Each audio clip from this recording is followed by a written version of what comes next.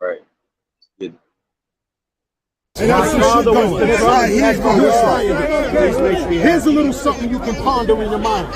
Something that has never been explored along these lines. Paint a mental picture of the guns you can find. And I'll show you why we so fascinated with the 9. The reason that we like it doesn't lie in the Here's a little something you can ponder in your mind. Something that has never been explored along these lines. Paint a mental picture of the guns you can find. And I'll show you why we so fascinated with the 9. The reason that we like it doesn't lie in the design. The secret of our adoration lies behind the 9, the number. It has a special meaning that's divine, a spiritual significance that needs to be defined. Man's relationship with the number 9 is odd. It has its beginnings and its origins in God. Here is an example that I'm giving to you first. Consider there are 9 planets in the universe. Mercury, Venus, Earth, then the Mars, plus the other 5 planets rest among the stars. They're all heavenly bodies, but herein lies the wisdom. Consider that your heavenly body has 9 systems. A planet for each system. A system for each planet. This seems to be a symbolism that we take for granted. Circulatory, reproductive, skeletal, and nervous. Muscular and endocrine, the others. Go research it. And then just prepare. The universe is 999 times 999 times squared. There's a little science from the time dropped right from the mind of the sign. Number 9. 9 represents birth, completion. That's right. All. Take notice how the 9th month is the start of fall. It's the 3rd out of 4 seasons, so peep what you find, that the 3 for the season is the square root of 9. Bullets from the 9mm keep on gunning. My mother Ty said that 9 is the number of the woman. So look closely at the word feminine, and you will find, if you break it down right, that it's really feminine, the woman in 9. And that's just a segment. Because a 9 looks like the bottom half of a woman when she's pregnant. So peep how it takes her 9 months to have a baby. Approximately 270 days she carries her seed. And that math is divine. Because the 2 plus the 7 plus the 0 equals 9. A man, when he marries a woman, the band is placed on a woman's 9th finger on her hand. Surprising? Here is something a little more enticing. Retailers use a 9 in marketing and advertising. Pricing: a car is $20,099. Gum is $79. Candy is 99 cents. A gallon of gas, $3.99. They do this because they know the attractiveness behind 9. It always multiplies back to 9. Use any number with a 9, you can find this is true. 9 times 2 is 18. And 1 plus the 8 equals 9. Know what I mean? 9 times 8. See, that's 72. The 7 plus the 2 is 9. This you can do. With 1, 2, 3, 4, 5, 6, or 7, even 9 times 9, 10, or 11, 360 degrees, you will find that the 3 plus the 6 plus the 0 equals 9. Got myself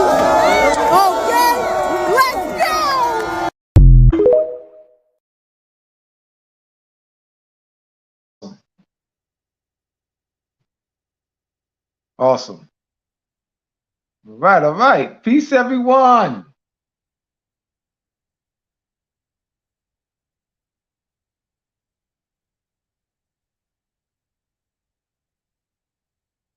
All right. Very good. Very enlightening. Illuminati. Illuminati. Illuminati. Illuminatus is singular, Illuminati is plural. We are the Illuminati because the knowledge of building the pyramids, the knowledge of the measurement of the universe, the knowledge of the placement of the constellations are in our DNA. We are the Illuminati. It's impossible for us not to be the Illuminati. We are the enlightened ones, as that knowledge is in our DNA, as the DNA is the storehouse of knowledge. We are the Illuminati. In the movie, The Tomb Raider, Laura Croft was in the tomb with her father, and he was giving her instructions on the Illuminati and what it really means, that the Illuminati are those who are enlightened collectively. Illuminati is not a secret society of people. Illuminati we are the Illuminati. Luminous, the root word L-U-M means shine or bright. The prefix I-L means upon, shine upon.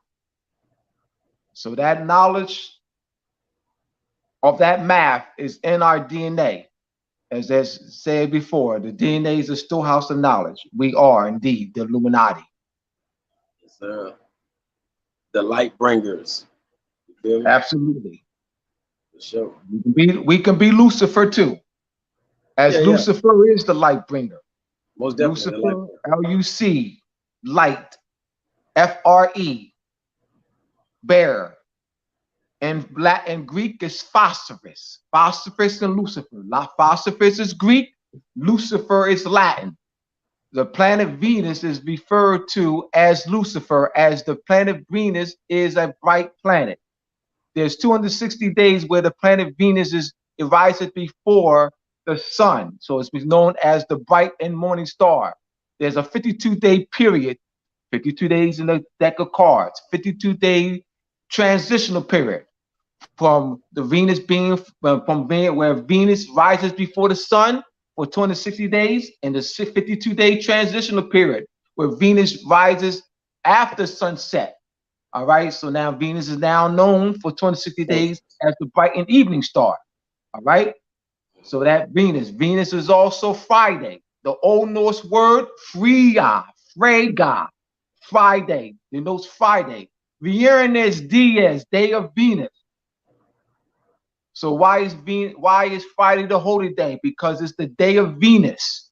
It's the day of Venus, Freya, denotes Venus, the bright and morning star. Venus is the torchbearer, the Lucifer, phosphorus. So it's getting warmed up, brother. Getting warmed up. Does Freya have anything to do with Friday? Yes, the word F-R-I is the root word. Friday. F-R-I is the Old Norse Freya, F-R-E-Y-A, or Frega, as in Frega rocks. Frega, F-R-I-G-G-A. Old Norse word. Denotes the planet Venus. So Vienna's is Friday, huh? Yes. Vienna's, that's Venus. Spanish. Yeah. Yes. I see the connection now. Yes. For sure. But we want to be clear that Friday is Freya, denotes the planet Venus, Old Norse. For sure. Man, I know the people got to appreciate we got the God in the building. You know what I mean? And you definitely on fire right now. So I definitely ain't gonna slow you down, bro. Well, let me give the etymology of God. So since you, all right, the etymology of God coming from the Sanskrit Khuda, K-H-U-D-A, in Persian Huta, all right, and God, to invoke. So God is not an object or thing. God, in its true sense, is action, invoking.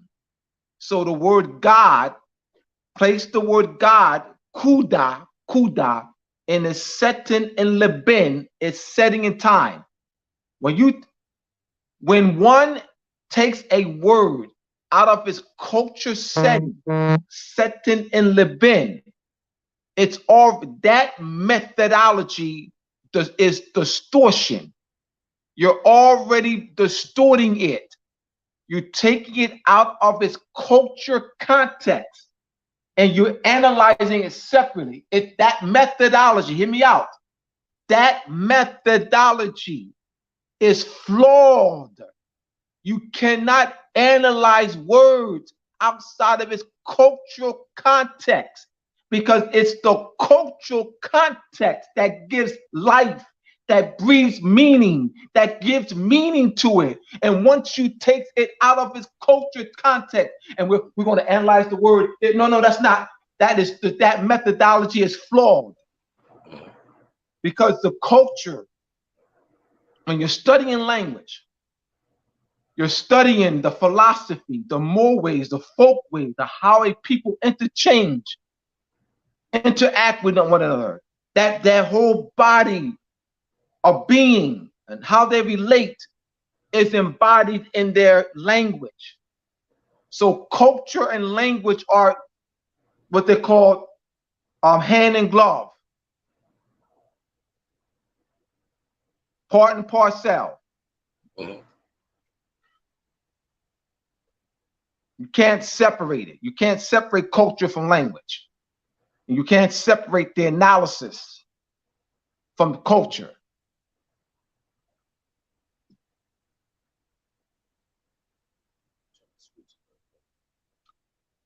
Just getting them warmed up, just placing things, placing in this proper setting. You know, you got to orient. It's about orientating people, give them proper orientation. As I said before, I've said to my students, I've said in many presentations that it's not a lot. It is not a lot. It's about proper orientation. It appears to be a lot because you have to dump. Because as I speak, if I'm talking to someone who's spooked up, and I say, and I'm talking Lucifer, it's not a lot. It's not complex of what I'm saying because they've been indoctrinated. So they're not going to receive it because they, you know, been indoctrinated with the connotative meaning. Lucifer refers to Venus. They're not going to receive that. Not right away. And just a second ago, what you were speaking on refers to like transliterations, and people don't understand that when a word is transliterated, it has no translation. Only the original word has a translation. Transliterations actually don't have a translation. Let me expand on that. Let me explain to people what you mean by that. There are people that I know who speak Arabic. They know Arabic.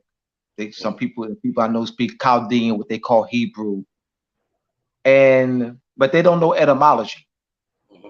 They know Arabic, they know Chaldean, what they call Hebrew, but they don't know etymology. So they go through this flawed as they were taught, as they were learning Arabic and learning Hebrew, and then they're taught by their teachers, all right, to try to find any quote unquote equivalent, all right.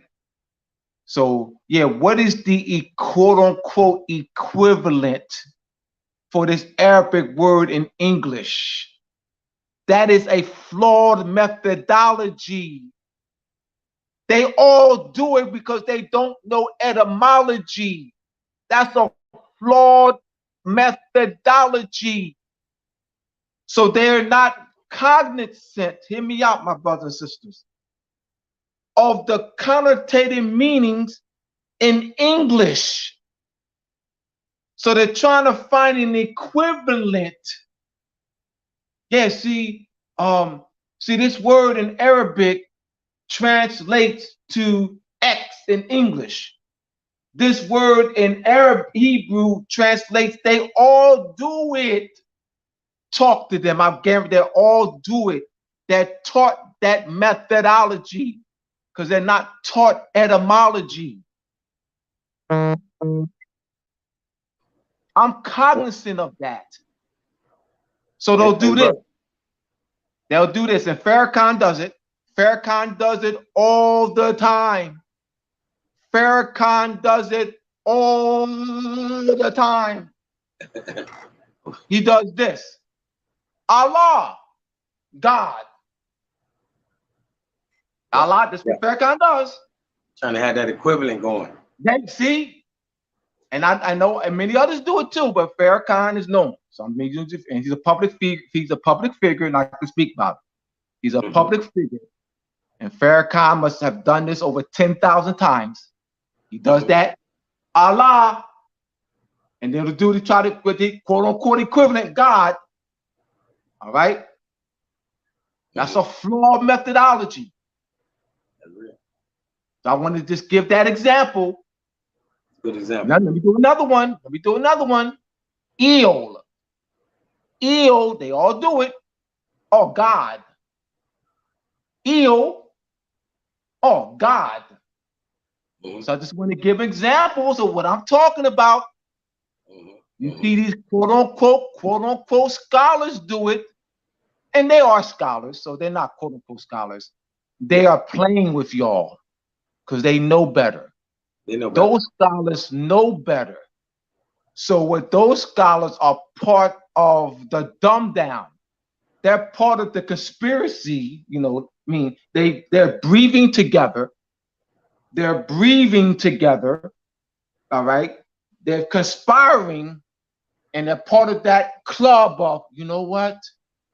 We're going to, you know, all agree that Il means God. We're going to all agree, right? And so when we all, because they all do it. Yeah, yeah. So when we write Il, when we talk Il, we're going to mislead the masses that Il means God. We're not going to give them the scientific, the cultural context of God, kuda, invoke, incantation, invoking of the minds, and clairvoyance. We're not going to connect the meaning of God to clairvoyance, to telepathy, to high brain activity. We're not going to connect that. We're all going to breathe together. We're going to do that. Part of the social engineering plan is we're going to indoctrinate the people into believing that God, the word God, is an entity outside of themselves that they have to pray to, bow to, and not knowing and not teach them that God is the act of activating the higher brain senses, that God is the activation of intuition, that God is the clairvoyance, telepathy. We don't want them to know that we don't want them to know that their divine mind and their divine power that's within them, because we can't take their money. Hear me out. Just getting warmed up. Same with the Illuminati. As I said before, Lara Croft in the movie Tomb Raider, played by Angela Jolie. Her father in the movie gave her the proper meaning of Illuminati, as she was like the masses of people that referring to Illuminati as some secret society, and her father corrected her and said Illuminati are those who are enlightened collectively, the enlightened ones collectively. Illuminatis, I cannot recall, it would be grammatically incorrect to call master teacher Illuminati. That's grammatically incorrect. Illuminati is plural. He's an Illuminatus. We're all Illuminati. He can't be Illuminati because that's plural. So you first say he's an Illuminatus. All right. So I just want to give the grammar. So we're talking grammar now. We're talking grammar. Is this where the word alumni comes from? Alumni? Well, alum, you have loom, light, shine. It's not that it comes from. No. So it doesn't come from. They both have the same root word. Yeah. Root word.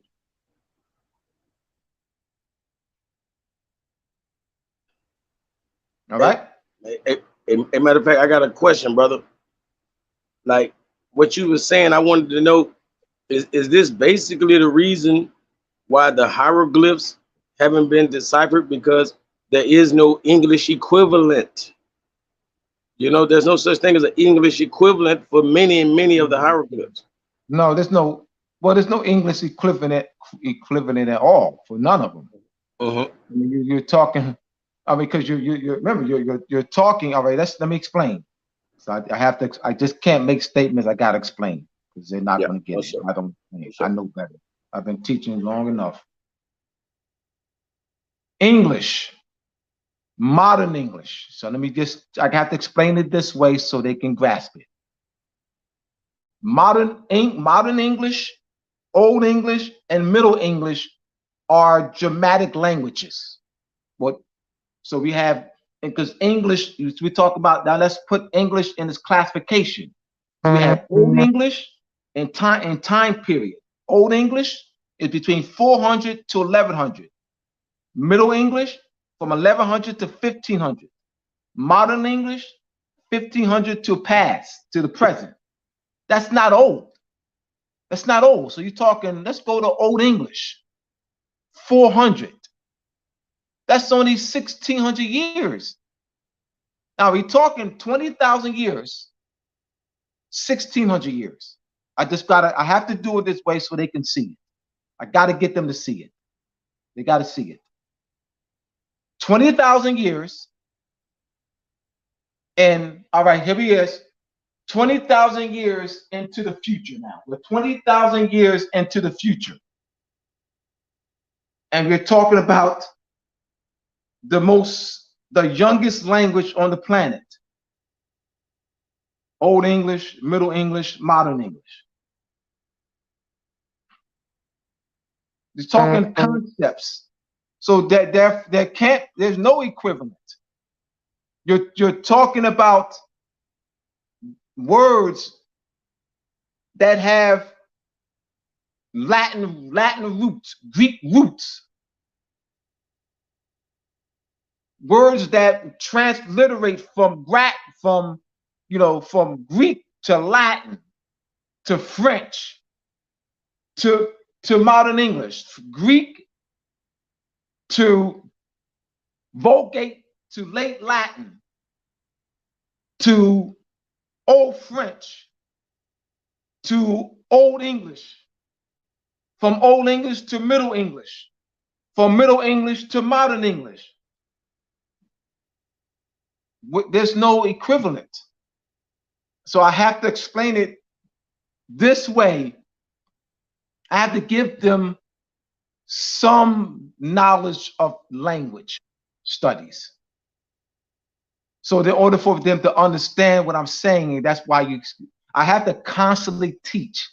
I can't make statements. I can't make general statements. You're not going to get it. I have to teach. I have to teach concept of language so they can see it. They're not going to get it if I don't teach.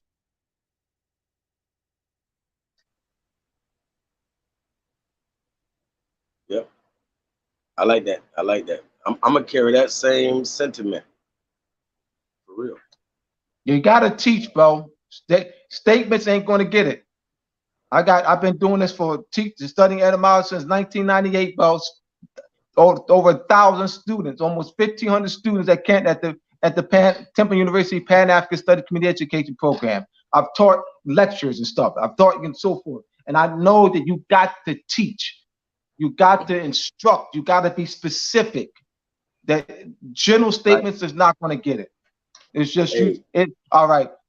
Boota boota boota. It's like saying boota boota boota. Yeah. No, I'm not, and I use that though, and I do that just to make a point, because neither one they're going to understand.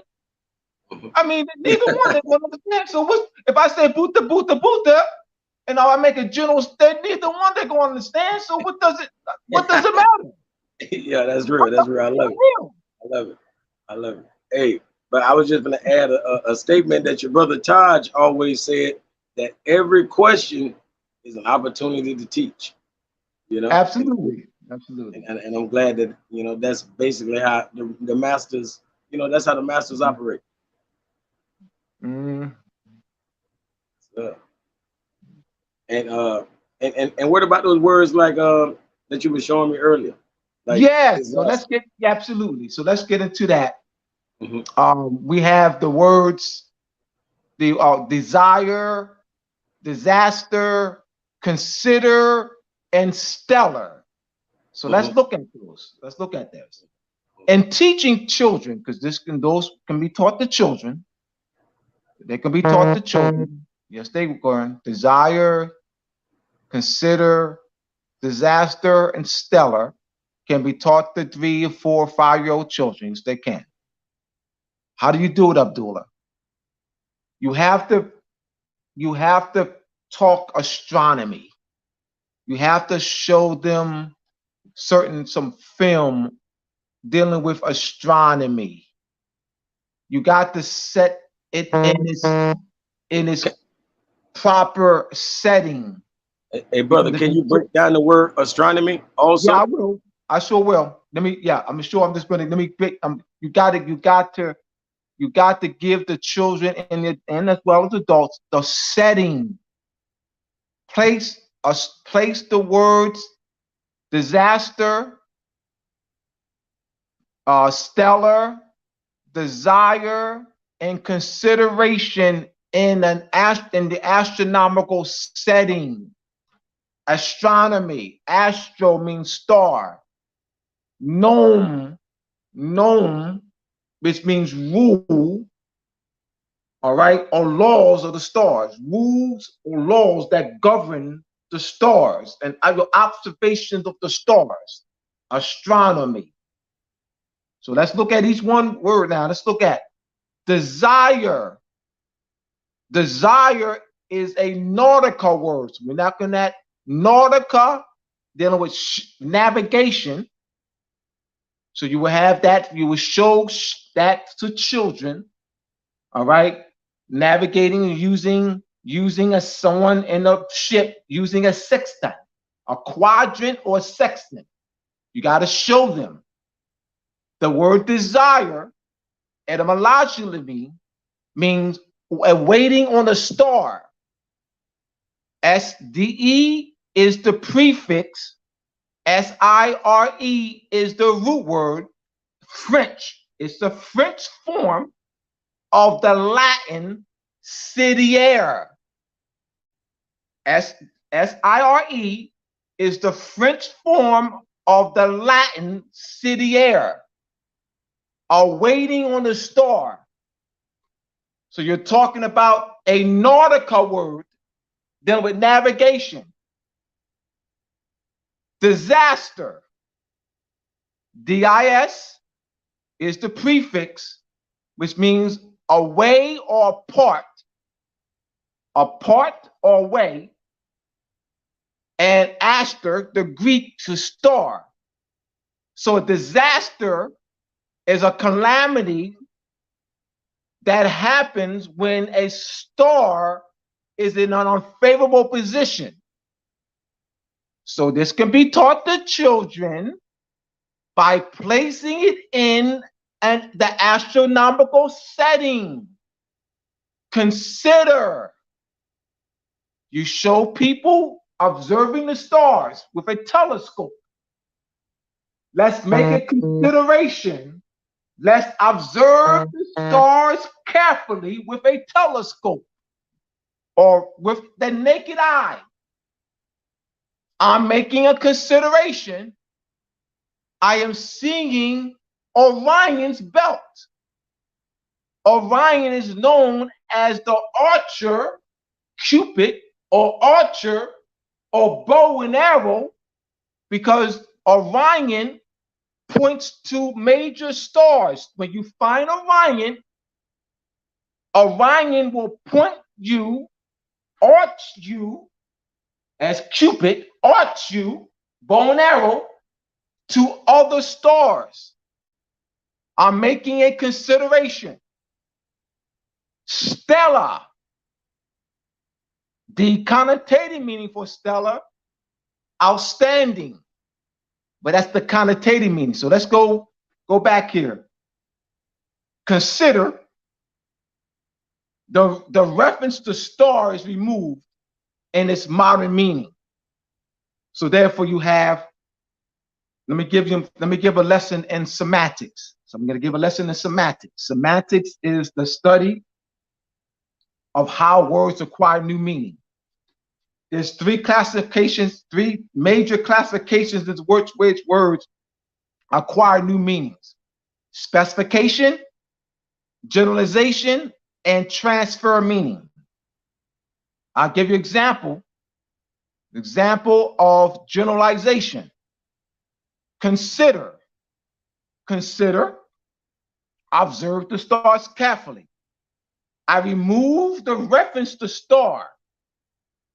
Thereby now the word moved from a specified astronomical sense of observing the stars carefully to its generalized sense of ponder, observe, think.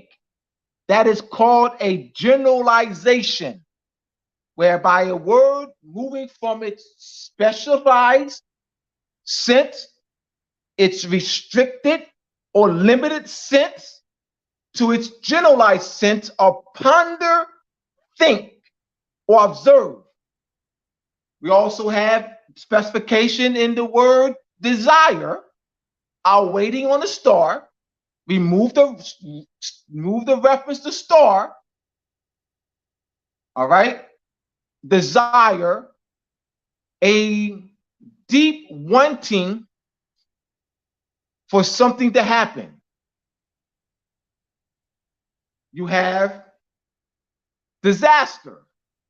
That also is going through what? A generalization, because the reference to stars removed. Why? It is. Look at this. You got the 7 days of the week, and people don't know that they're the moon and the sun and 5 inner planets. See, the reference, the astronomy, the astronomical references to suppress is removed from the people's minds, from the interchange of the society. Why is that? Why this reference to astronomy? Wow, what is astronomy? What can we do with astronomy, Abdullah? Why is astronomy so important, Abdullah? Well, without the knowledge of astronomy, you ain't navigating any ships anywhere. Without the knowledge of astronomy, you're not planting any food or harvesting any food. Without the knowledge of astronomy, you're not making any maps. Without the knowledge of astronomy, you're not making any calendars. Without the knowledge of astronomy, there's no GPS. It seems like this astronomy, Abdullah, is major. Oh, Abdullah, what about the Moors, Abdullah? With this great knowledge of astronomy, the Moors, and their knowledge of the astrolabe, Abdullah. This logic of the astros. Yeah. All right. So I just want to, let's look at this. You got the sunstone circles. You got the sundials and telling time with the sundials and the gnomons and sunstone circles and the pillars, the Boaz and Joachim, the two pillars that mark the summer solstice and winter solstice. So this ancient knowledge of astronomy, Abdullah. Wow, this ancient knowledge of the heliacal rising of Sirius, and and charting and for agriculture and navigating ships and map making, calendar making, for measurement and timekeeping. Wow, the ancient people had this knowledge. What's this? Why are they burying this? Abdullah, it's only astronomy. It's only astronomy, Abdullah. Why are they burying this knowledge of astronomy? Because that's the knowledge of governing ourselves, the knowledge of rulership.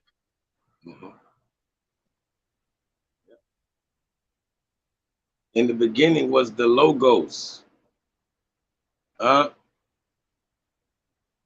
And that's what we're speaking on right now. We're speaking on the logos of the astros. In the beginning was the logos. So even in the beginning of what we're calling knowledge, which would obviously involve the Moors and all of these inventions. All of these inventions are based around the devices they created, which pertain to the logic of the Astros. Am I correct, So brother? let's look at that. In the beginning was the logos. In the beginning was the word. All right. So let's look at that. When you in the In beginning English, it was the says word. logos. In English, is word, but in the original text, it says logos. I'm going to explain. I'm going to explain. In the beginning was the logos. In the beginning was the word. That's sound. It's sound. When you look at stained glass windows, when you look at what they call rose windows in cathedrals. All right, those rose windows in cathedrals are sound frozen. That's frozen sound. All right, that's the vibration. When you have sound, it gives off a frequency, and the frequency creates is a form, a shape that is created. So when you see the rose windows in cathedrals and mosques, synagogues, one culture, mosques, synagogues, and churches, rose windows. That's those, because we use sound for healing. So you see is sound of healing that's frozen. So the ancient knowledge of healing is encoded in the rose windows. They don't want us to know the science, y'all. So I want to demystify everything. Let's demystify everything. In the beginning was the logos. In the beginning was the word. You're talking sound. That's an ancient science. Yeah. Sound. And the root of the word sound is S-O-N. And S-O-N is also the S-U-N. So the actual sun is this great sound. Like, science call it the Big Bang. When they speak on the Big Bang and, how sound created everything, we're talking about the S-O-N, the S-U-N, the S-O-L. Well, sound does create. Sound creates. Yep. Yes, sound creates. Yep. That's why we're condensed sunlight. All of that. All right, so let's get into the main lesson. This was a warm-up, y'all. He said, man, this was a warm-up. Yes, you had to warm y'all up, The is masonry.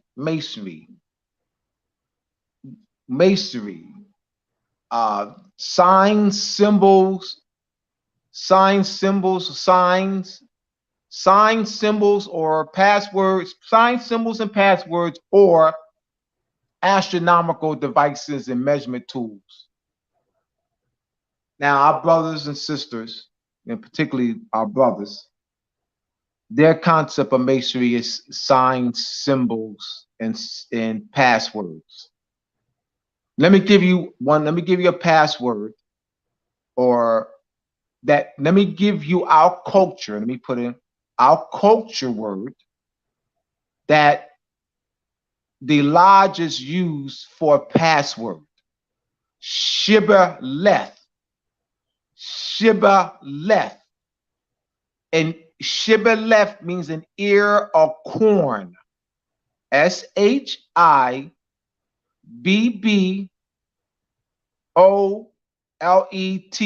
Shibboleth means an ear of corn. Well, what does the ear of corn, Abdullah, what does a doggone ear of corn got to do with our culture? I'm glad you asked. The helical rising of Venus. the heliacal rising of Venus brings about between mid-March and mid-April, brings about the raining season for the corn maze and other vegetation to grow. That's what it has to do with it. You also see corn in the cornucopia, horn of plenty. That's what, so the lodge, the Europeans, and they got our brothers duped up, took the culture, shibboleth, ear corn, and presenting it as a password. Shibboleth. And brother, isn't corn indigenous to the Americas? Yes. Yes. Like what kind of connection do you think the Americas have to do with this? If anything, if any. Because ear of corn, it seems like they kind of cold. All right, connection Morocco has to do with it. You said Morocco, Abdullah. What? All right. Yeah, Morocco. Yeah, exactly. I'm going to. Let me say this, because I made the claim that this is Morocco. That's for sure. That the name America. Now, hear me out, y'all. It is plausible, because I can deal with any scholar in the world. It is plausible that the name America has a linguistical connection to the name Morocco. Why am I saying plausible? It's a strategy, y'all. Please hear me out. Just watch my strategy. Watch my strategy. I'm using this strategy so that you don't get shut down. I don't want y'all to get shut down. So you say it's plausible based on what evidence, Abdullah? Based on the name Morocco, based on Morocco being predominant among the politics of Spain, Aragon, Castile, Spain, France, the Netherlands, the Dutch Republic, England, Great Britain, Sweden, Belgium, Sardinia, Denmark, based on the tremendous political, economic influence that Morocco had over Belgium, England, France, Aragon, Castile. The evidence is in Moors and Masonry Part 1. So it's plausible. I will not be shut down by no one, because I can present the evidence of Moorish power. That's why I'm saying it's plausible, and I present the evidence. It's a good point, Abdullah. I didn't know this tremendous Moorish power. I didn't know that the Trinidarian and the Mercedarian, the Trinidarian established in 1198 in France, and the Mercedarian established in 1238 in France, and the Mercedarian and the Trinidarian established, I believe, in Italy in 1138. For 600 years, both the Trinidarian and the Mercedarian, these are two redemption orders that were established to raise money, ransom money, to get Europeans out of Moorish captivity. For 600 years, throughout the 1200s, 1300s, 1400s, 1500s, and 1600s, the Trinidarian and the Mercedarian orders raise money to get the release of tens of thousands of Europeans held in Moorish captivity. Hear me! I'm not some idiot. I'm not some fool. They're not making no laughing stock out of me and my people. If you will not make a laughing stock, I promise you, you will not make a laughing stock out of me and my people. We got the evidence to talk. We got the evidence. You will not make a laughing stock out of me and my people. That's why I write. That's why I research. That's why I've dedicated most of my adult life to writing and researching and teaching.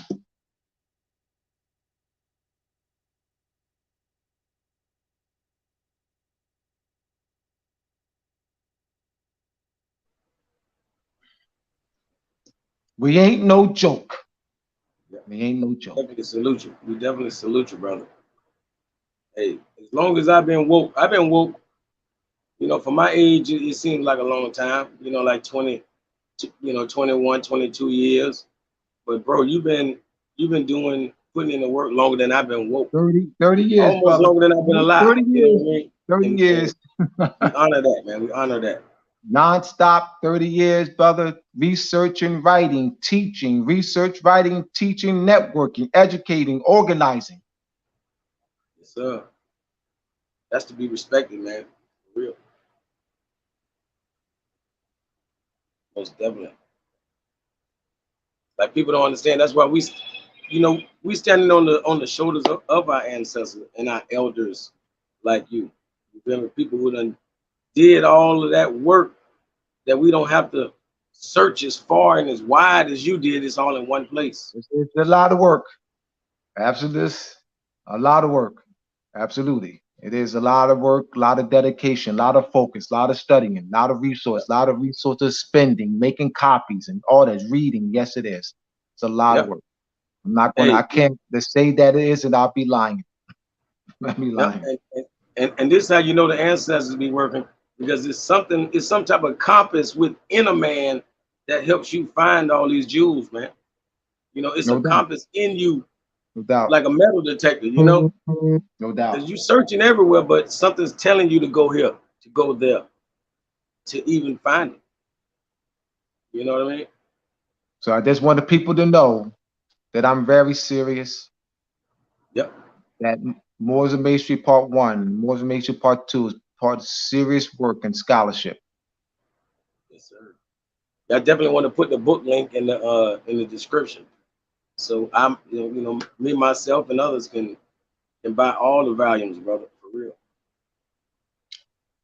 Now, continuing with the lesson, Moors and Masonry, the Masonic Compass and Square book. In fact, this is the book that I'm coming from. And the connection to measurement and timekeeping. Now we have, let me continue with Venus. Hey, can you put it back on the screen one more time? Yes.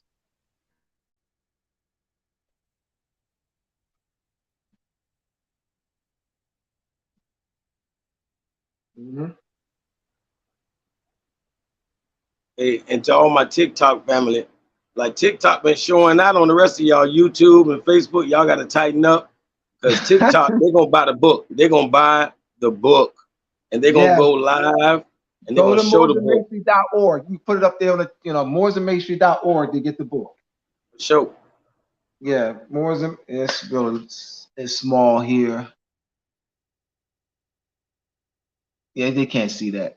It's moorsandmasonry.org. Yeah, so we're looking at placing a masonry in its proper perspective. Our brothers, Linda Kareem, Dr. Kareem, she bought Moors and Masonry for me. Dr. Kareem, thank you, Dr. Kareem. You know, so definitely for your hospitality back in 2014, and I was guest speaker in Richmond, Virginia, African Society. Hey, And hey, brother, that's the same year me and you met.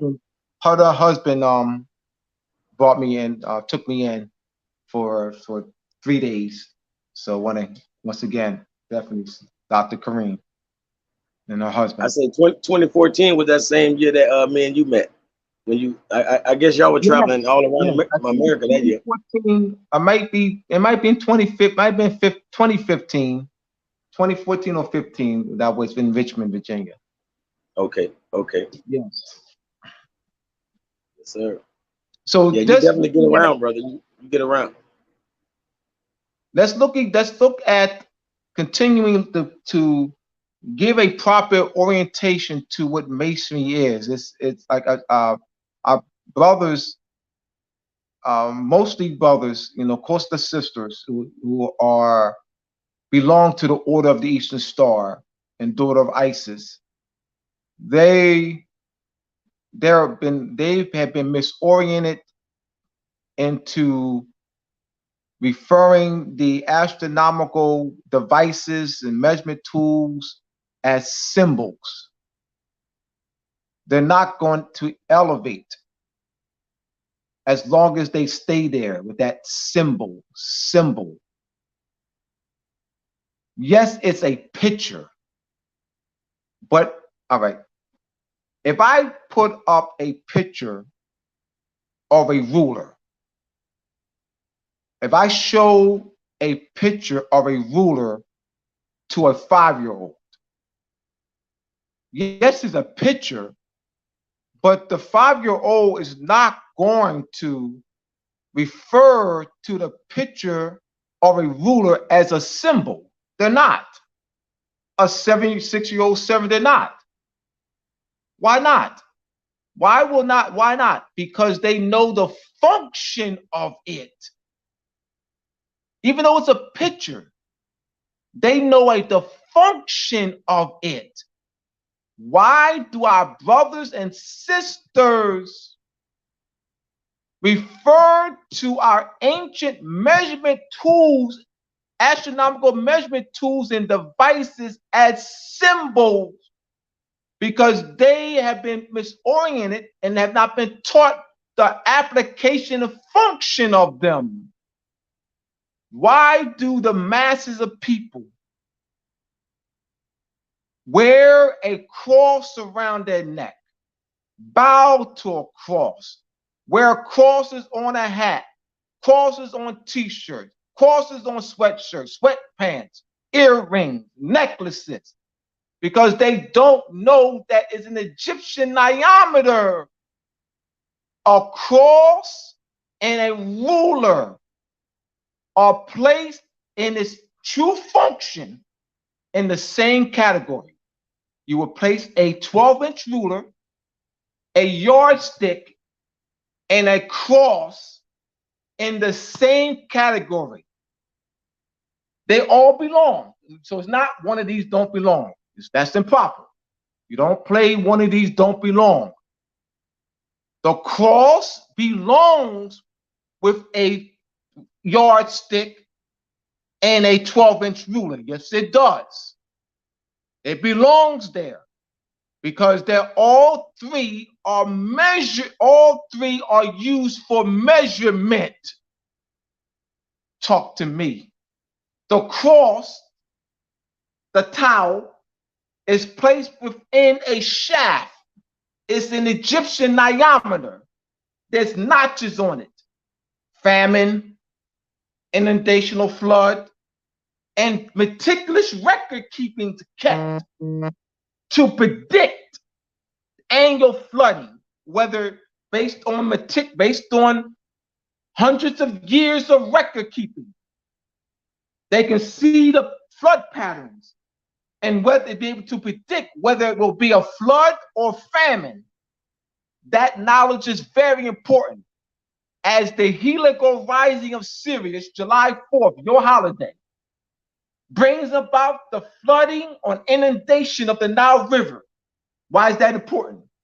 Because the soot or black mud is high in nutrients. And as it rises to the surface of the water, it is used to fertilize the Nile Valley. So the cross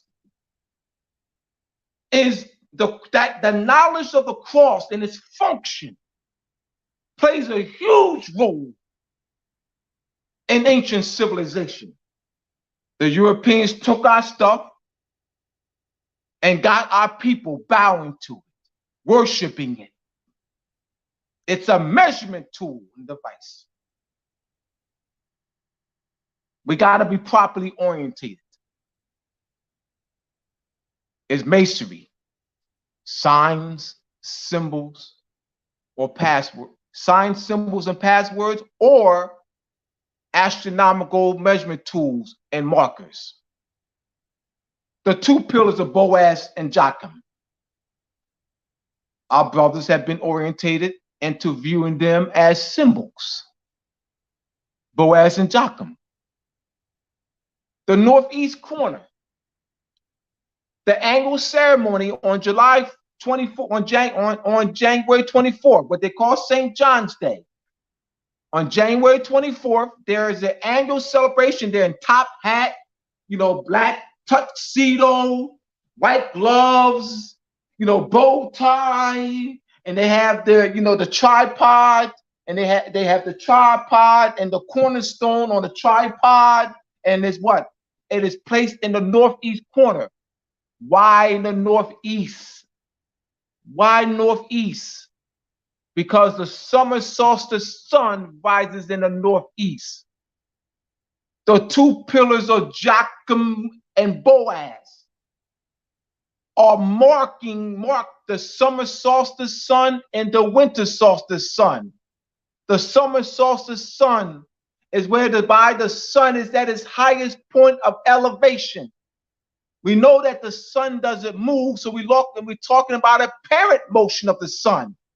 So our ancestors charted thousands of years ago. There's two extreme points of the sun's apparent motion, that being the summer solstice and the winter solstice. The summer solstice is the highest point of elevation of the apparent motion of the sun, while the winter solstice is the lowest point of declination. So January 24th is actually the celebration of the summer solstice. What occurs? So now you have the sun at its highest point of elevation. So now it hovers for 3 days. Solar solstice, sun stands still. Now the sun, the days from that point on, the days will get shorter. So every 7 days, there's a 10 to 12 minute decrease in the day. And that will continue throughout July, August, September, October, November, the first week of December, second week of December, third week. Now we into the third week of December. Around December 23rd or 24th, when you're looking at the sunrise sunset charts, you're going to no longer see a minus. You're going to see a plus, something 40-something, 50-something seconds. That's Jesus' birthday, Christmas. Jesus' birthday. Jesus is the actual sun. The days from till now, you have the sun. The sun died. The sun dies every year. I mean, that's that winter solstice. The sun is at its lowest point of declination. Jesus is in the tomb for 3 days. The summer solstice, sun stands still. Apparent motion of the sun, because it's what? It has ended its southerly trek and hovers for 3 days because it's making a transition from its southerly trek to its northerly direction. And now from December 24th or 25th, every 7 days, there's a 10 to 12 minute increase. There's nothing to believe in. It's all to count in. There's nothing to believe in. It's all to count in. Count and measure. Do it yourself. Count and measure. That's what happens. So the when people say pillars they of count virtue. on God, it should involve astronomy. Well, yes, and math. Yeah, Yes. yeah, Well, counting on God is counting on yourself. yeah, exactly. Yeah, Counting on God. So let's put that. What's it? We got to demystify it. yeah, most definitely. Counting on God is counting on yourself, because that's the intuitive mind. Invoking. That's the invoking of thought. Your intuition. Your higher brain sense functioning. So that's God. The word God relates to higher brain functioning, intuition, clairvoyance, telepathy. The word God. So let's place word God in its culture setting. Let's take our power back. Let's take our power back. Invoke. You know. All right. Do we have any questions? Yeah. Anybody in the chat got any? I've been going for about an hour.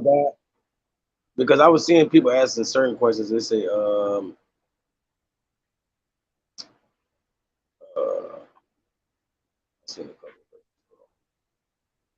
I'm using this style for a purpose. My style to keep people engaged. oh yeah. This was a good question. The person said, so how does sound apply to deaf people?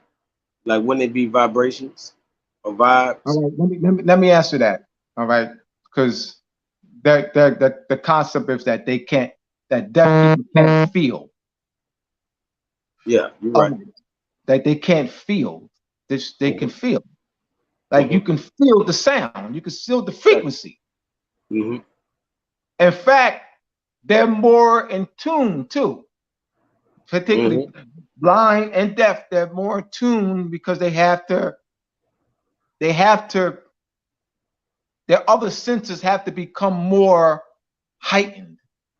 You know, they have to rely more because they can't, if you're blind, you can't rely on the sight with these two eyes.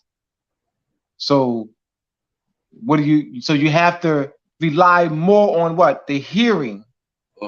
So someone who's blind is more in tune with their hearing senses are higher than mine or yours and and the average Joe. Because that's something that depends if they've been blind all their life or 15, 20, 30, 40 years. Because they have to rely more on that. That is real sharpened for them, Someone who's blind. All right, someone who's can see, but they're deaf. All right, they're deaf. All right, so their senses, so you can feel, because it's a frequency. Sound's a frequency, and the frequency can be measured. And the frequency gives off a shape. Sound gives off a shape.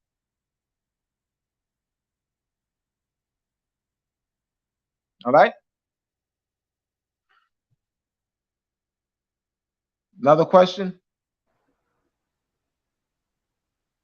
Yep. I got my brother PNF in the building, and he said, I always thought the cross was a sun measuring mechanism via the top of the pyramid's 4 corners. But I would add that the pyramid has 8 corners. There's 8. The pyramid is 8-sided. Is 8-sided. Yeah, pyramid's 8-sided. Yeah. Yes. And the Nile floods. The Nile floods July 4th. I'm glad you made that correction. Say again, brother. The brother Vega, Quelaza, he was saying how the Nile floods July 4th through the 26th. Yes. And I was just, see what amazed me about the Nile is, when I was just recently doing research, it speaks on how man has lived even prehistorically. We talking about millions of years ago, right there by the Nile River. Because we know even the Homo erectus, what we in all these different Australopithecus species they speak of, would have lived around at least 5 million years ago. all of that life was surviving around the Nile River. That's amazing.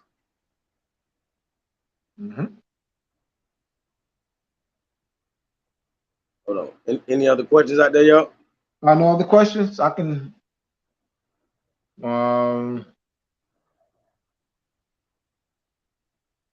Okay, Zeus.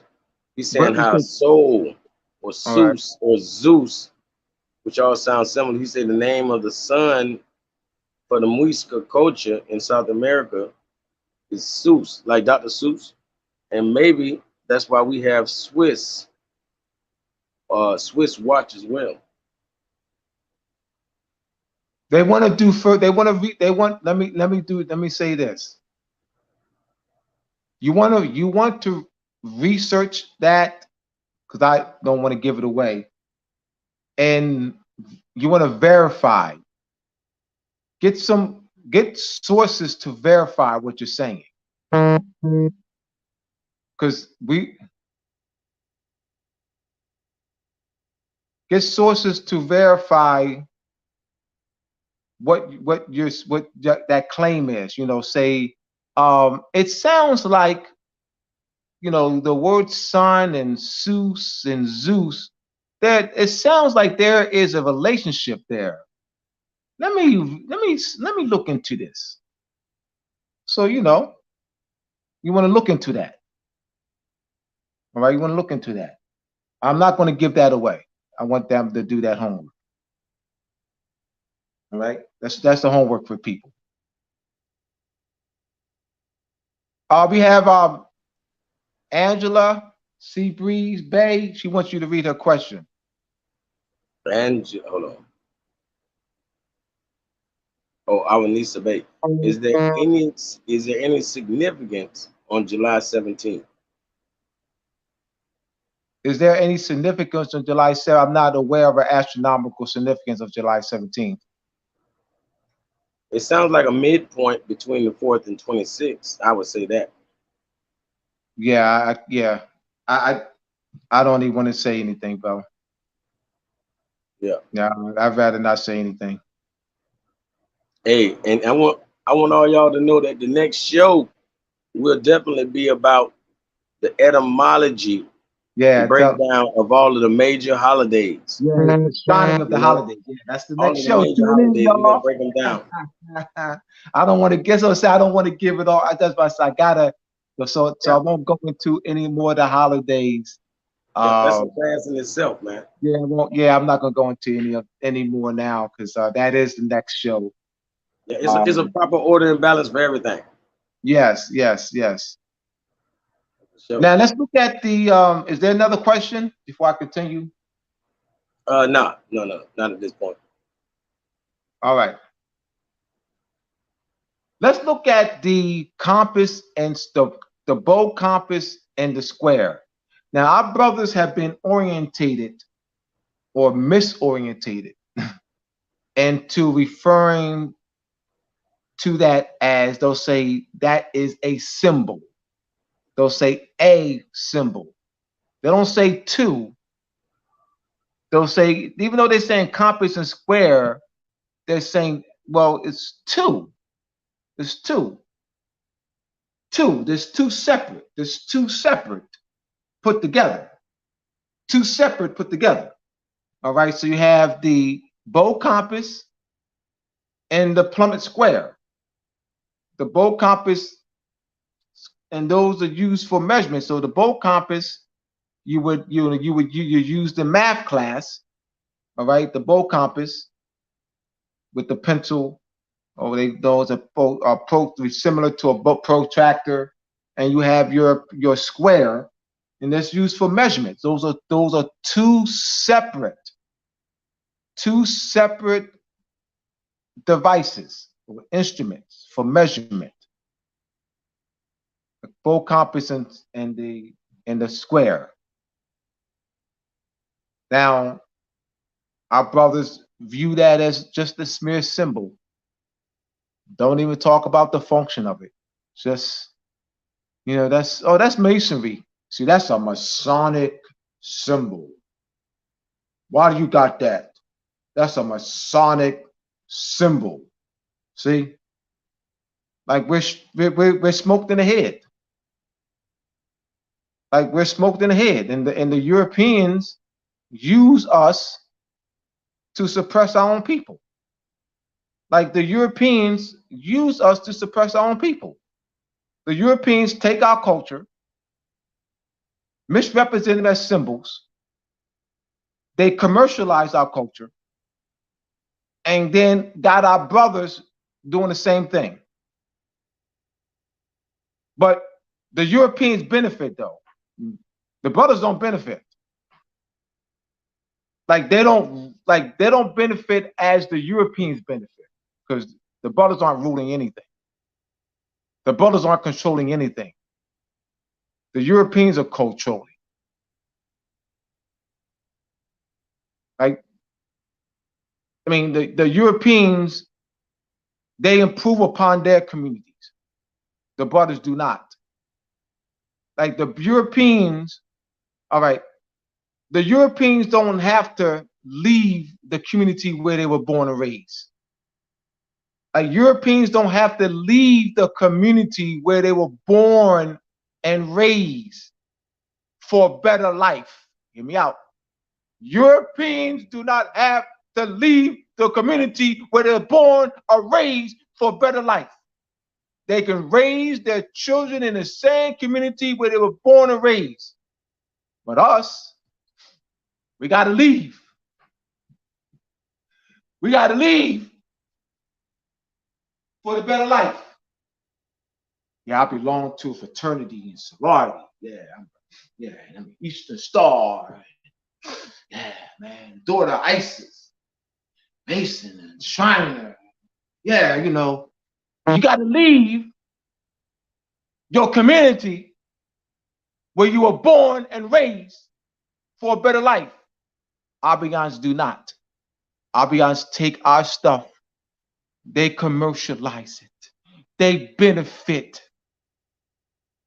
And we get our brothers and sisters or get the crumbs. You bow down. You bow down to the Grand Lodge in England. You said your authority is the Grand Lodge in England. You never look to yourself as the authority for nothing. You don't see yourself as the authority. You see the Grand Lodge in England as the authority. You bow down to the Grand Lodge in England. You leave your community for a better life, and the Europeans don't have to leave theirs. They can raise their children in the communities where they're born and raised. You leave yours. So what does it do for us? What does it do for us? I gotta speak like this, man. We're being played, man. We're being played. And the Europeans are laughing behind our backs. We're laughing stocks to them. Stephen Fletcher, Happy the Clown, Daffy Duck, Vaudeville, Lauren Hardy. We're a joke to them. They don't take us seriously. We're fun and games to them.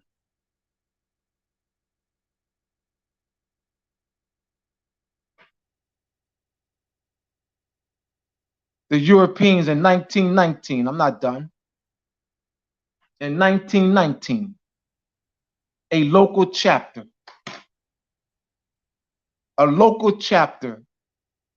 you have the ancient Arabic order of the nobles of the mystic shrine. That's the European, established in 1870. You have the ancient Egyptian Arabic order of the nobles of mixture shrine established in the 1890s. That's the brothers. That's the Prince Hall. That's the brothers. Ancient Egyptian Arabic order of the nobles of mixture shrine. That's the Prince Hall. That's the brothers. Ancient Arabic order of the nobles of mixture shrine, now called Shriners International. That's the Europeans. In 1919, a local chapter, the temple, the Houston Temple of the Europeans, ancient Arabic order of the nobles of Mr. Shrine, sued the local chapter of the ancient Egyptian Arabic order of the nobles of Mr. Shrine, the brothers. The Europeans filed for an injunction. They filed for an injunction against our brothers to forbid our brothers, to file an injunction to stop our brothers from wearing their own Moorish fezzes, using their own Moorish names, using their own regalia, using, right. It went to the Supreme Court, United States Supreme Court. The court used March 4th, 1870 Act of Congress dealing with a federal corporation. The brothers never made a birthright claim, so the brothers' claim is based on the Act of Congress of March 24th, 1871. They make their right of claim to function based on that, not a birthright claim.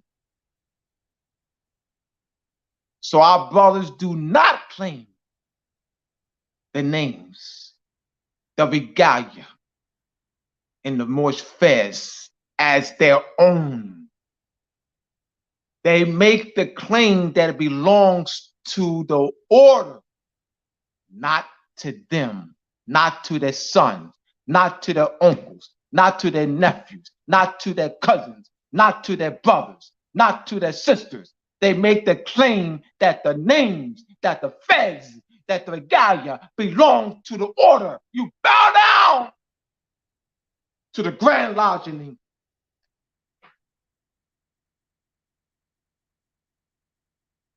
We're a joke. No power. No power. Meanwhile, once again, you got to leave your neighborhood where you were born and raised. If you were born in the hood, you leave your neighborhood for a better life. Europeans don't have to leave theirs.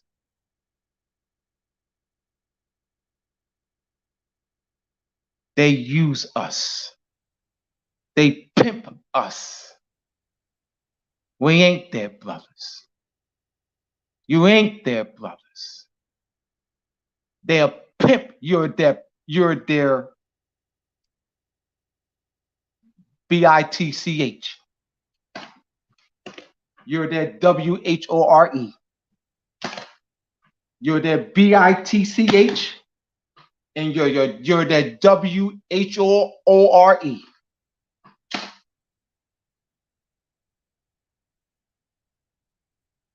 That's what you are to them.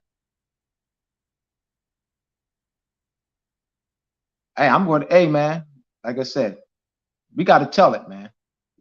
We got to tell it. You're their B-I-T-C-H, and you're their W-H-O-R to them. That's who you are. You ain't their brother.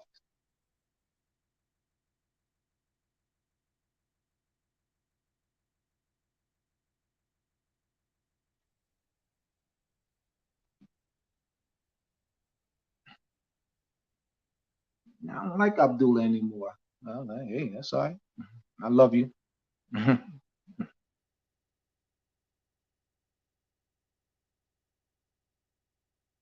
All right.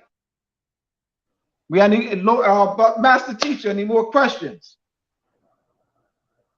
Hey, They're gonna try to throw me off here. Get him off, man. Get him off. Don't bring him back. Don't bring him back anymore. They loving it. They loving it. I ain't gonna lie to you. Don't bring him back, man. Shoot. Yeah, you want to bring me back. Yeah, bring me back. Yeah. You don't even know the crowd going wild right now. Yeah, bring me back. Because we gotta be real. We gotta be real. Yep. That's for sure. Like anything less would be uncivilized. You know? Absolutely. We ain't got time to be BSing. Shucks. This is our lives, man, we're talking about. This ain't no joke. I take this very seriously. I don't come up in here and joke around. I ain't got time for that. Real. You got any more questions? Nah, but I see the people in the chat. I probably should have been telling them all night to make sure they not only hit the like button, but subscribe. Subscribe, yeah. Make sure you subscribe, hit the like button. And if you got a question, all right? Yeah, ask it now. We want to just break it up too with some questions, because that get them engaged. Sure. Because I don't want to, like I said, I don't want to go into the holidays because that's for next time. Yeah, that's for sure. Yeah, we 18 subscribers away from 1,000. So I'm pretty sure. 18 more, y'all. 18 more subscribers. He needs 1,000. He needs 1,000. That's a great. Yeah, there you go. So we have we talked about the Boaz and Joachim, St. John's Day.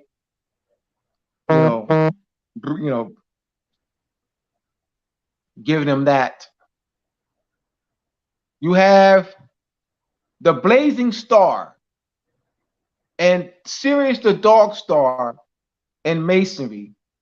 The Morals and Dogma by Albert Pike. Right. Yep. Yes. Even in Morals and Dogma, Albert Pike refers to the cross as an Egyptian diameter. Even going back to Egypt, Persia, Albert Pike. Oh, Albert Pike drops it in Albert Pike. I mean, you got brothers who got that book and Albert Pike drops it in that book, man. That's yeah, for sure. Oh yeah, I recommend that book. He drops it in that book, bro. I'm serious. Albert Pike drops it. That's a good book. Morals and Dogma by Albert Pike. And just like put it like this, a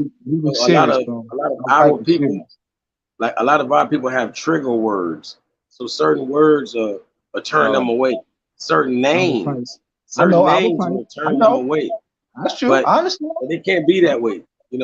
That's how you miss out on a lot of knowledge. I'm telling you, that book, Morals and Dogma, man. I recommend that book, man. I do. Yep. I ain't gonna lie. Hey, brother, I've learned a lot from Madame Blavatsky. Oh, Madame Blavatsky. Oh man, she's awesome.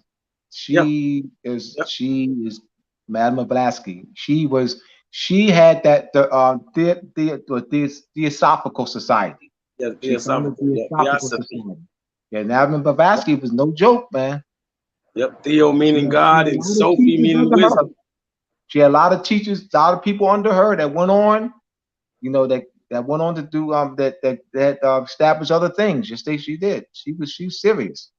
And I think some people need the website. I do have etymology classes. We have for sale, but not live classes at the time. But we have our recorded classes for sale. So you can recorded classes. Just take my number down, 215-300-5471, 215-300-5471.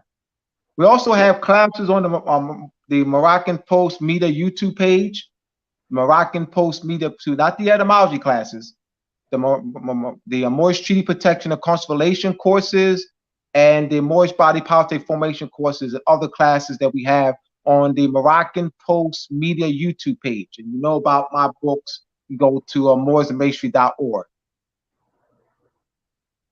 Has And he ever heard of the weather stone? Using stone to cast shadow could be the purpose of the pyramid. Also, top of the pyramid has four, or the top of the pyramid has four corners.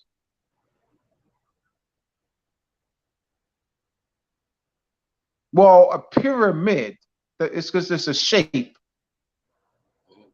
and fire meaning fire. Yes, yeah, pirate. Yeah, pirate means fire. Yeah, the fire in the middle. Yes. Weatherstone, using stone to cast shadow. Well, in my book, in my Masonic Compass Square book, I think Peru. I think it's Peru. Boulders, because the boulder was used as a marker to mark the summer solstice sun and the winter solstice sun. So they placed a boulder. You know, that's where you have the concept of the altar, and that's connected to the boulder being used. So as you said, stone, it would be a boulder. It would be a boulder. And I have a reference of that in Peru. In my Masonic Compass Square book, I think it's Peru. Yes. I like to give people references, man. So I'm gonna talk off the top of my head. Man. And Brother P&F is an author too. Brother P&F is a young author also. All right, my man, P on that, brother. All right, give me a shout out 215-300-5471. Text me. Yeah, I like to support. Yeah, we gotta support him. You guys just support this brother. Yeah, he gonna help me put my book together. All right, what books? What? Put his information up there. What's his information? You guys have a website? What is the title? I'm pretty sure he do. You know, I follow him on YouTube and on TikTok. Yeah, give him some play. What's your website? Instagram. Put your website up there, brother. Type in your website, Lord of Cricket. Yeah, the people support you, man. We gotta support. Yeah, we gotta support the young brothers and sisters. Sure. Like the cross is measuring to the pyramid could be as well. Well, the pyramid. All right, let's get some clarity. The pyramids are markers, you know, that marked the energy grid, and they're also suns of star alignment. They're aligned with certain stars. I use the three pyramids of Giza. The three pyramids of Giza align with Orion's belt. So yes, energy grids mark the energy grid, and as well as alignment with certain stars alignments. Yes. Look at that. Look up the reference, the pyramids, the three pyramids of Giza, and the Orion's belt. I want to give people something solid. Subscribe. The Masonic Compass Square book is awesome. Keep bringing it, brother. All right. Thank you. Appreciate you. Great. Thank you. So this is just want to elevate your mind to give a proper orientation to Masonry. Let me read the back of Masonic Compass Square. All right. John Michel, who wrote the foreword for the canon, an exposition of the pagan mystery perpetuated in the Kabbalah as the rule of all arts, written by William Sterling, states, the subject of the canon is the ancient and esoteric law that formally regulated every aspect of human activity, providing a canonical standard of all the arts and sciences as music, decoration, sculpture, astronomy, and the art of government, and which, according to Plato, preserved for over 10,000 years the stability of Egyptian culture. The numerical ratios of which the law was essentially composed were also applied to metaphysics and theology. The nature of each god was represented by a number, to which reference was made in the numerical value of the letters in his name, in the dimensions of the temple of his temples, in the number of verses in the hymns addressed to him, and in all his various rights and attributes, and initiated into these mysteries, was thus able to study the relative significance of the individual gods within the cosmic scheme, of which the law was both the symbol and the image. The canon is not presented as a textbook of mythical mathematics, but has a more subtle purpose to illustrate the method by which the priests formally regulated the lives of all the people in accordance with their interpretation of the cosmic law and cycles.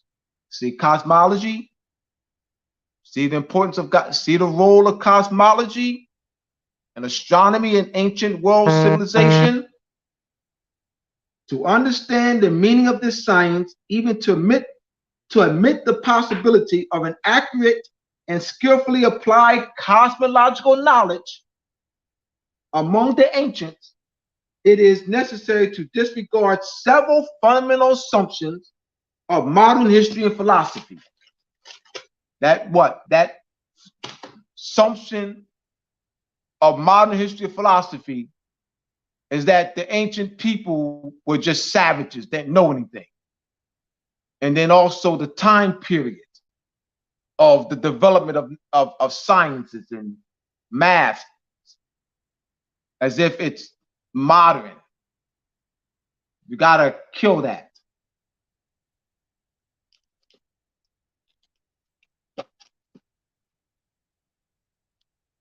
We have here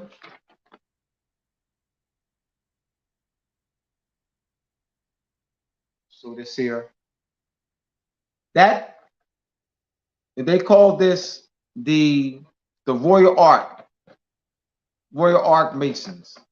Somebody who has a Royal Ark degree, they'll use this. They'll wear this, a Royal Ark degree. All right. I'm going to show how these two are related.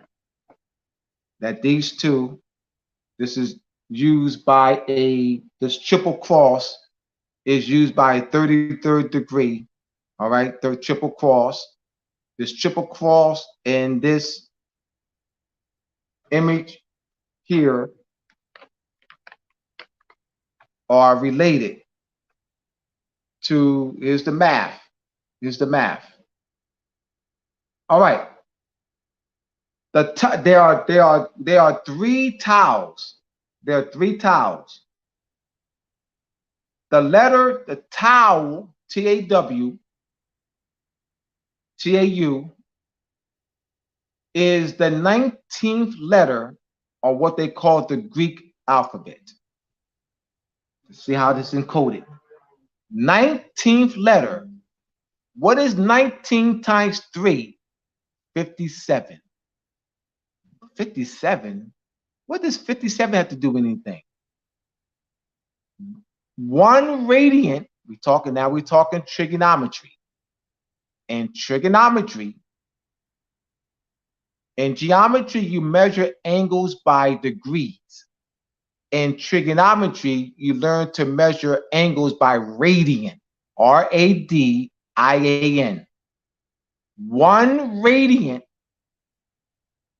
equals 57 degrees, or 57 degrees equals 1 radian. That's what it has to do. So this is encoding the knowledge. There's 3 tiles here. 1, 2, 3.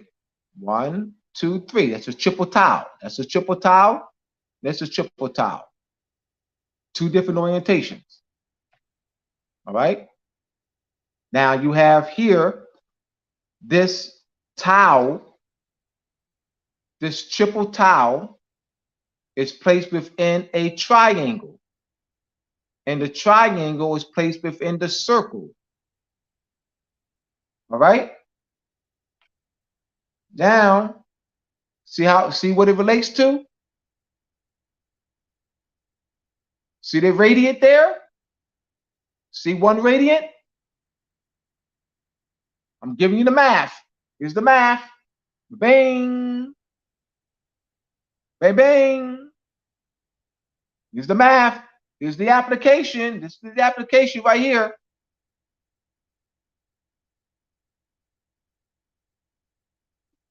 All right. Now, is Masonry taught that way to our brothers and sisters? No. They just, I'm a royal arc. See, I'm a 33rd degree. I'm a royal arc. I'm a 33rd degree. It's, you know, they're not related to this. So you're further along than they are. You know more than they do. You didn't pay anything. Any questions, comments, criticism? I don't know what I'm talking about. I'm an idiot. I'm an idiot. None of that. Hey, brother, you dealing with master students. You know what I mean? So we definitely soaking it up right now from a master teacher. Yes. Yep. Let's fill some more. Let's fill some more. Yes, let's fill some more questions, y'all. I was gonna say, like, even my TikTok name being Moorish master teacher, I made that name because that's what I wanted to bring to people. I want to bring them nothing but Moorish master teachers. You want to bring them scholarship. Absolutely. Yeah. I respect that. Sure. Bring a scholarship. Yeah, so not somebody that's going to just make stuff up and don't show sources, you know. Don't give them solid references, you know. Conjecture upon conjecture, supposition. Exactly. Sure. So y'all know to definitely subscribe to all the people who are gonna see this in the future, because I expect it to be YouTube gold. Now this is gonna get a lot of play, brother. Gonna get a lot of play. Like I said, we'll be bringing the holidays next time. We'll be bringing the holidays. I touched on some of them. I think I should. I mean, I gave that some might away. Be rose gold. Yeah, that might be rose gold.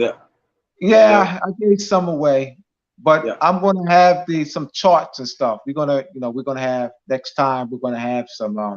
We're gonna go more detail with it, right? Because this was not the presentation for the holidays. Oh, okay. The brother Eugenius, a matter of fact, the genius, Eugenius, he asked a good question. He said ways to prevent our young stars, like the athletes and the celebrities, and whatever our intellectuals from falling for these fraudulent Masonic orders.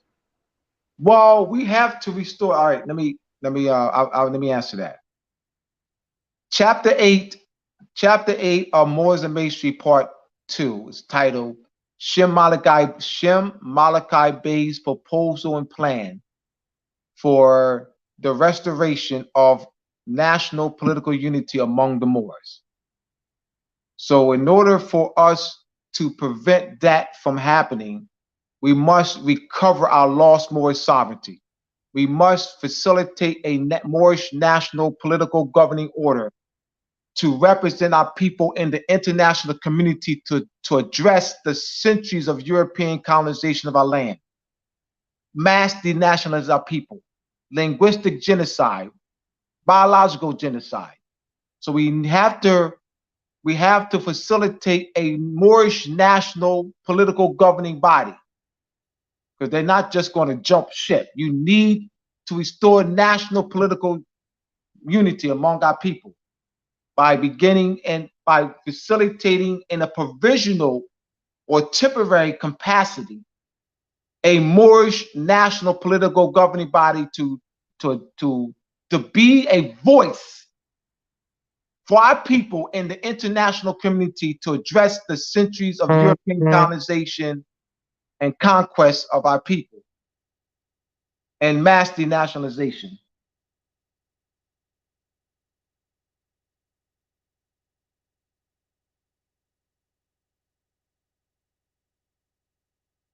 Can you talk about the Great Seal with the top off as well as the top on? All right. that's symbolic. We talked about what the pyramids, the function of the pyramids. I was That's just the gonna say function. that's like saying with and without the all, so you're not. Yeah, so let's talk the symbolism. So let me go now. I gotta talk symbolism. So the eye or capstone being removed, because the eye represents the third eye, which is the higher sense of consciousness, a higher sense of knowing. So removing the third eye or the capstone represents what? Conquest, mass denationalization, subjugation, enslavement, captivity of the Moors. All right?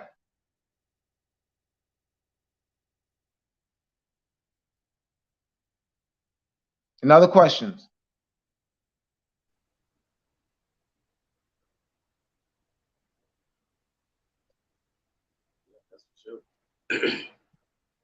And when we say the word symbol, like all I can hear is the word simple. You know, this is how we kept things simple.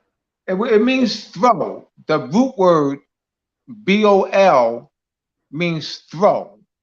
Throw. So you have the prefix sim, SYM, and the root word BOL means throw. Parabolic. You have, symbol, bowl means throw. Yeah, and I know the P, is interchangeable with the B. That's why I kind of seen the word simple when we saying symbol. And that's what I know what you're trying to do there, but the BOL means throw. And what I was going to say is, when we dealing with etymology or truly dealing with root words and going all the way back, all of these letters have a symbol, or basically every letter is a symbol, but I'm saying they literally come from a glyph. They're coming from it comes from a glyph. Yes. So the symbol is the root word. Well, they're glyphs. Yeah. They're glyphs. Yeah, the glyphs. The glyphs are the root words. The most root of all the words. The glyphs. There's a book by Frank Haran, The Alphabet and Ancient Calendar Signs, and Alphabet and Ancient Calendar and Astronomical Signs. So that's by Frank Haran, Huron. Yeah, like the Great Lake. Huron. Yes, yeah, Lake Huron. Yes. This is a good book. I came across that. In fact, Taj had the book, and I made a copy of it. That's 25/7. So how many years you and Taj been together? I met him in October 1993. Wow. So that's 30 years. 93, 2023. Yeah, 30 years. That's what I said. 30 years, brother. Yeah, 30 years strong, brother. We have to take this movement to another level, man. We got to take this to another level, bro. That's for sure. That's for sure. We can't wait another 30 years with all of this wisdom. With all this wisdom, it's like saying we scared to do it. So they can go to the Moroccan Post Media YouTube page, for the Moorish Treaty Protection and Consular Relations courses, as well as the Moorish Body Politic Formation courses, and well as other individual classes. I said Chapter 8 of Moors and Masonry Part 2, Shemadic Bey's proposal for the restoration of Moorish national political unity among the Moors. I want to be very clear that we got a plan. We have a plan of action. So I don't want to talk in the vein that we do not have a plan of action. Now we do have a plan of action to facilitate the restoration of national political unity among the Moors. We have a plan of action. I want to be very clear. I don't want to speak as if we do not have a plan. That to be known. And brother, I was just gonna add how, you know, earlier you had sent me a post that you had made showing that treaty that someone had wrote to the Moors, and it was written in gold ink. Like I had Yeah, never seen nothing like that. 1682. Yeah, 1682 between Morocco and Great Britain. No, Netherlands. 1682 treaty between Morocco and the Netherlands that dealt with the release of slaves held in Moorish captivity, or release of Dutch held in Moorish captivity.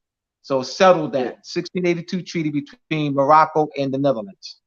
So we was still a force to be reckoned with.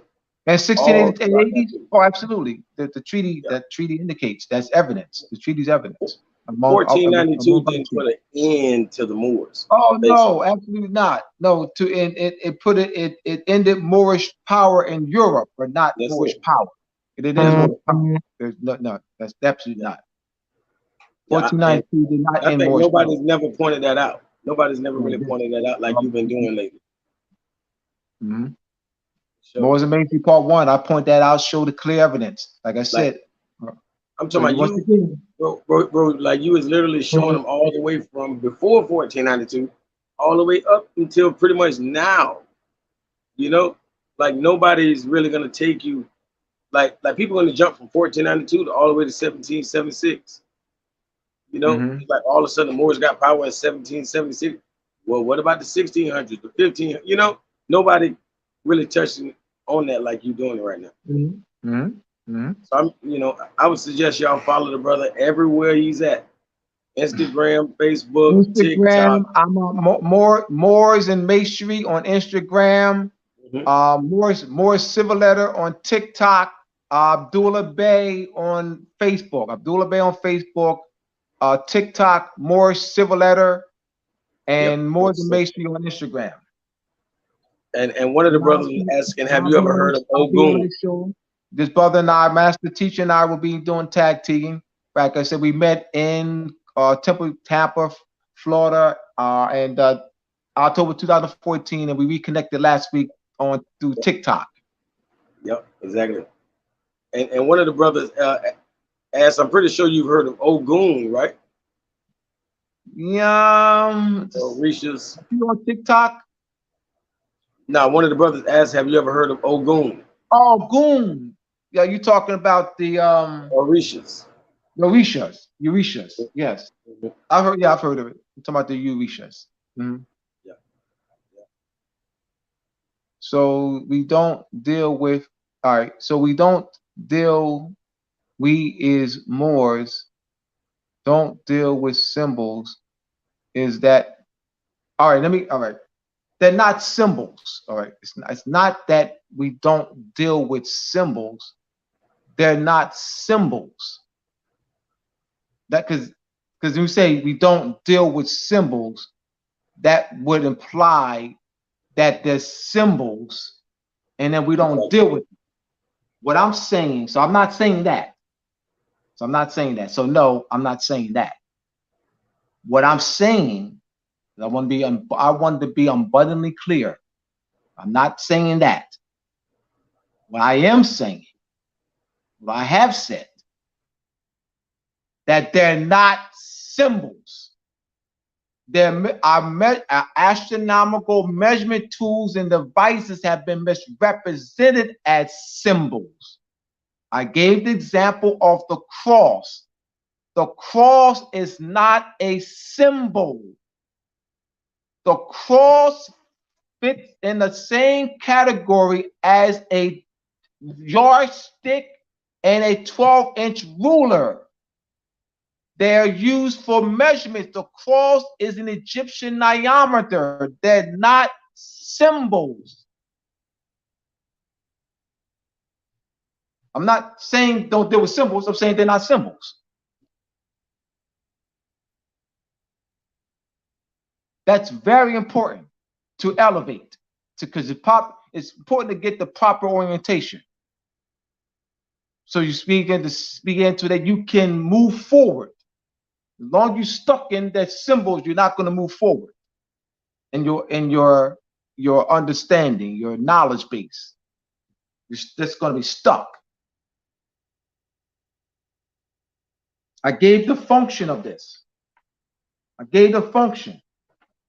All right. The Tao. There's 3 Taos. This is a code. I'm decoding it. I'm decoding it. 19 times 3 is 57. There's 57 degrees equals 1 radian. In geometry, you learn to measure angles by degrees.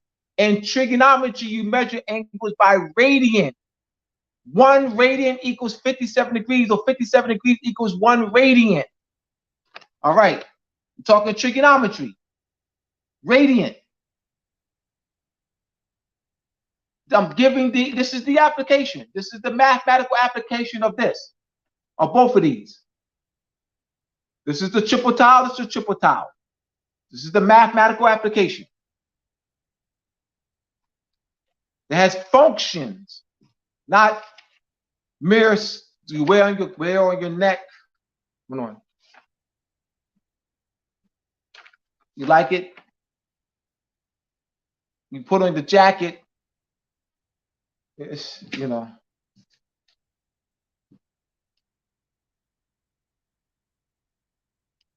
All right.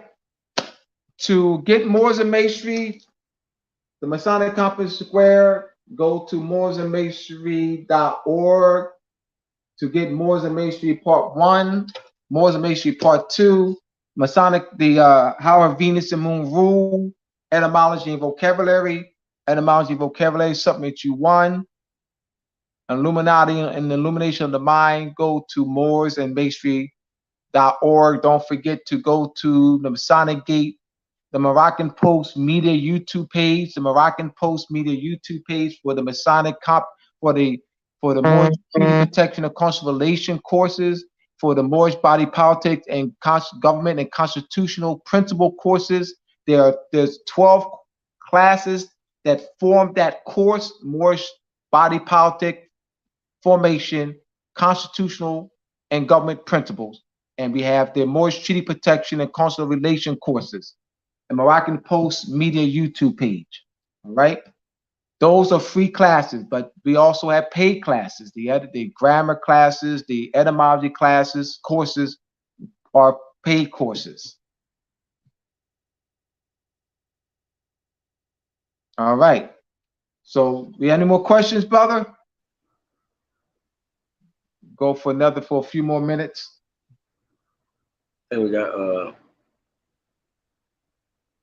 he's saying as Moors, we've always dealt with sigils and talismans, instruments and tools that have always had astrological. Okay, he was just verifying, co-signing along. I got you. Yeah, absolutely. Yeah, the function. Talking about function. Yeah, not just some mere, because there's no power in that. There's no power you put on a t-shirt, a hat, on the back of the car, or it's a building. There's no power. It's like if you got to get out of that.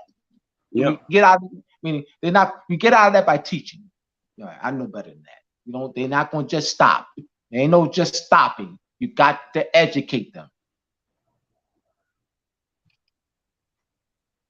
Yep. Definitely. So all right. We're gonna wrap it up here. Yes, because I don't want to stir up any brand new subjects. I got a whole. We want to end. Yeah, we've been on here for almost 2 hours, brother. So we don't. Yeah. It's been great. It's been great.